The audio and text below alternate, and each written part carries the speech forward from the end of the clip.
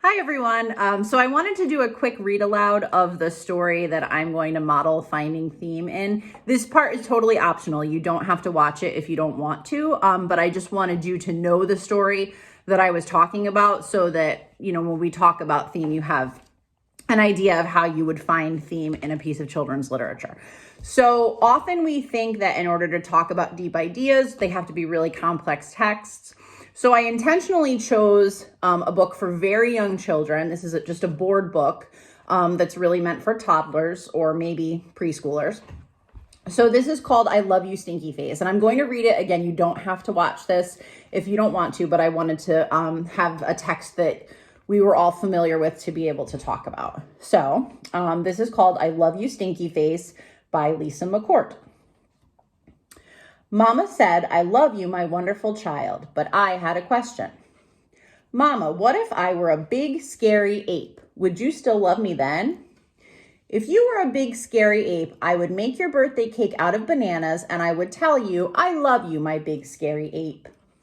But mama, what if I were a super smelly skunk and I smelled so bad that my name was Stinky Face? Then I'd plunk you in a bubble bath. But if you still smelled stinky, I wouldn't mind. I'd whisper in your ear, I love you, Stinky Face. But mama, what if I were an alligator with big, sharp teeth? I'd buy you a bigger toothbrush.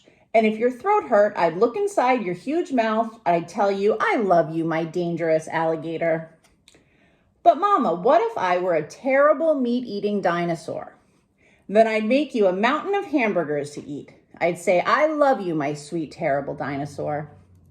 But mama, what if I were a swamp creature with slimy, smelly seaweed hanging from my body? Then I would live by the swamp and take care of you always. I'd tell you, I love you, my slimy swamp monster. But mama, what if I were a green alien from Mars and I ate bugs instead of peanut butter? Then I would fill your lunchbox with spiders and ants and the tastiest bugs you ever had. And I'd pack a note with all the bugs that said, I love you, little greenie, bon appetit.